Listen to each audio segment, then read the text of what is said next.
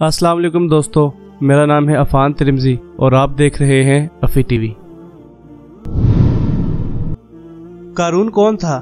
اس کے پاس اتنا مال و دولت کیسے آیا اور اس کا عبرتناک انجام کیسے ہوا؟ آج کی ہماری یہ ویڈیو دور حاضر میں موجود ان قارونوں کے لیے ہے جن نے اپنے مال و دولت کو اپنا خدا بنا لیا ہے اور دن رات اس کی پوجا کرتے رہتے ہیں۔ ناظرین، قارون حضرت موسیٰ علیہ السلام کے چچا یسہر کا بیٹا تھا جو دیکھنے میں بہت خوبصورت نوجوان تھا، اسی لیے لوگ اس کی خوبصورتی کی وجہ سے اس کو منور کہتے تھے۔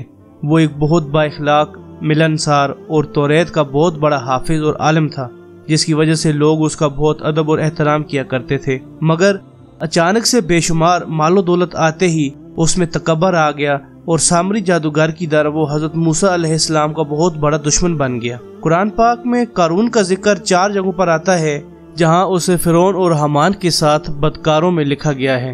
توریت میں قارون کا نام کوریخ تھا اور اس نے بظاہر حضرت موسیٰ علیہ السلام کا دین قبول کر لیا تھا۔ وہ صوم و صلات کا پابند تھا مگر ریاکار اور کمزور عقیدے کا انسان تھا۔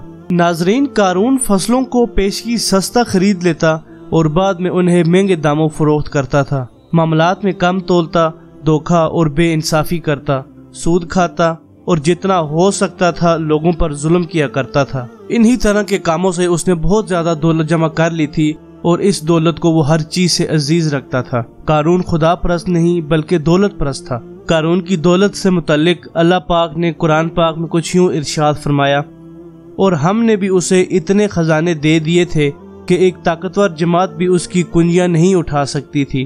پھر جب اس سے قوم نے کہا کہ اس قدر نہ اتراؤ کہ خدا اترانے والوں کو دوست نہیں رکھتا۔ ناظرین، روایات میں آتا ہے کہ قارون کے پاس اتنی دولت تھی کہ اس کے خزانوں کی کنجیاں 70 اونٹ اٹھاتے تھے۔ بعض عقلمند مومن قارون کو نصیحت کرتے اور کہتے کہ اے قارون، یہ سب دولت اور مال کس لیے ذخیرہ کر رہے ہو؟ غریبوں پر کیوں ظلم کرتے ہو؟ خدا کو کیا جواب دو گے؟ اسے مزید واعظ کرتے ہوئے کہتے کہ اتنی دولت حلال سے اکٹھی نہیں ہو سکتی۔ اگر تم نے ناانصافی نہ کی ہوتی اور سود نہ کھایا ہوتا تو تمہارے پاس اتنا زیادہ سرمایہ نہ ہوتا، بلکہ تم بھی دوسروں کی طرح ہوتے۔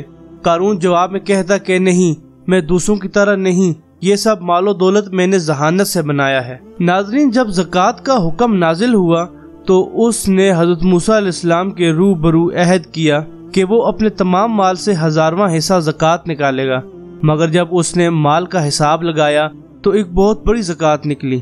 یہ دیکھ کر اس پر ایک دم حرص و بخل کا بھوت سوار ہو گیا اور وہ نہ صرف زکوٰۃ کا منکر ہو گیا بلکہ عام طور پر بنی اسرائیل کو بہکانے لگا کہ حضرت موسیٰ علیہ السلام اس بہانے سے تمہارا مال لینا چاہتے ہیں، یہاں تک کہ حضرت موسیٰ علیہ السلام سے لوگوں کو دور کرنے اور لوگوں کے دلوں میں ان کی نفرت ڈالنے کے لیے اس خبیث نے ایک گھنونی چال چلی۔ اس نے ایک عورت کو بہت زیادہ مال و دولت دے کر آمادہ کر لیا کہ وہ آپ پر بدکاری کا الزام لگائے۔ چنانچہ عین اس وقت جبکہ حضرت موسیٰ علیہ السلام وعظ فرما رہے تھے، قارون نے آپ کو ٹوکا اور کہا کہ فلاں عورت سے آپ نے بدکاری کی ہے اور یہاں ہمیں وعظ کر رہے ہیں۔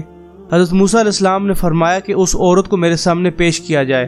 چنانچہ وہ عورت بلائی گئی تو حضرت موسیٰ علیہ السلام نے اس عورت سے فرمایا کہ تمہیں اس اللہ کی قسم ہے جس نے بنی اسرائیل کے لیے دریا کو پھاڑ دیا اور فرعون سے نجات دی، سچ سچ کہہ دے کہ یہ کیا ماجرا ہے۔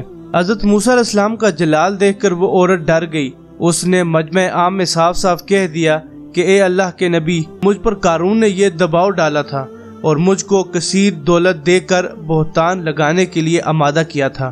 اس وقت حضرت موسیٰ علیہ السلام اشکبار ہو گئے اور سجدے شکر میں چلے گئے، اور بحالت سجدہ آپ نے یہ دعا مانگی کہ اے پروردگار، قارون پر اپنا قہر و غضب نازل فرما۔